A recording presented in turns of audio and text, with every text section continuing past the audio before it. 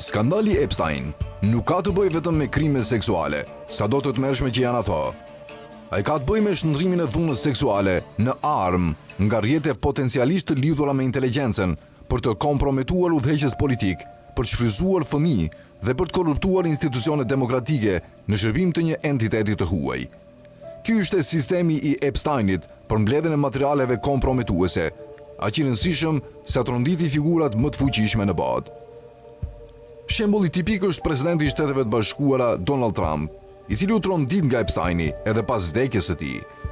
Në një përpjekje për të ndaluar publikimin e dokumenteve sekrete, Trump ushtroi presion dhe paralajmëroi kongresisten Marjorie Taylor Greene se miqtë e mi do të lëndohen.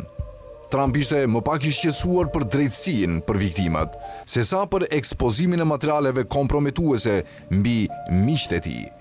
Në fakt, në emailë dhe mesazhet publikuara së fundmi, Epsteini e tallte Trumpin, mikun e tij të vjetër, duke quajtur i çmendur në kufit e marrëzisë dhe duke kërcënuar se mund ta rrezonte. Një arrogancë e tillë mund të lindte vetëm nga posedimi i materialeve komprometuese, ose nga besimi se ai kishte mbështetjen e forcave më të fuqishme se vetë presidenti i Shteteve të Bashkuara të Amerikës. Duhet theksuar se Jeffrey Epstein ishte një mbledhës kompromati, pa dallime ideologjike, demokrat dhe republikan, liberal dhe konservator, mbretëror dhe akademik. Ky neutralitet ideologjik është një tregues tjetër se Epstein, me shumë gjasa, drejtonte operacione shantazhi për një agjenci inteligjencë të sofistikuar. Por ajo që plotson përfundimisht këtë histori nuk është jeta e Epsteinit, janë rrethanat e vdekjes së tij. Vdekja që varrosi çdo rrugë të mbetur drejt ekspozimit të sistemeve që e mundsuan atë. Shumë pyetje mbeten pa përgjigje pas vetvrasjes së supozuar të Epsteinit. Regjistrat federal tregojnë se Epsteini ishte vlerësuar në mënyrë të përsëritur si jo vetvrasës. Një vëzhgim psikologjik më 26 korrik 2019 shënonte se atij nuk i pëlqen dhimbja dhe nuk ka tentuar kurrë t'i bëjë dëm vetes. Një vlerësim i rrezikut për vetvrasje më 1 gusht arriti në përfundimin se ai ishte psikologjikisht i qëndrueshëm, i orientuar drejt së ardhmes, fetarisht i kundër ndaj vetvrasjes dhe përrjedhoi me rrezik të ulët vetvrasjeje. Ai mohoi sërish idenë e vetvrasjes më 8 gusht, 2 ditë para se të gjendej i vdekur. Këto ishin vlerësime bashkëkohore të prodhuara nga institucioni federal përgjegjës për mbrojtjen e jetës së tij në paraburgim. Në një çështje të zakonshme penale, dokumentacionet të tilla do të ngrinin një alarm të frikshëm. Në operacionet e inteligjencës, ato sinjalizojnë diçka krejt tjetër. Vlerësimet për vetvrasje duket se kishin pak rëndësi, dhe vdekja e tij u shpall menjëherë vetvrasje, duke krijuar një shkëputje të thellë mes dhënave klinike dhe hetimeve zyrtare. Epsteini vdiq me informacion që mund të kishte ekspozuar rrjete të fuqishme dhe një qeveri të huaj. Dërgimi informacionit të rrezikshëm në varr përputhet me mënyrën se si agjencitë ngulitura të inteligjencës mbrojnë veten. Në vitin 2008, Epsteini u kursye nga dëshmia në një marrëveshje të fshehtë dhe jashtëzakonisht të favorshme. Deri në vitin 2019, viktimat e tij refuzuan të turpëroshin drejt heshtjes dhe sistemi, së bashku me median e menaxhuar, nuk mund ta shtypte më dhimbjen e tyre publike. Në atë pikë, Epsteini u bë një kërcënim ekzistencial për individ, institucione dhe mbikëqyrës shumë të fuqishëm.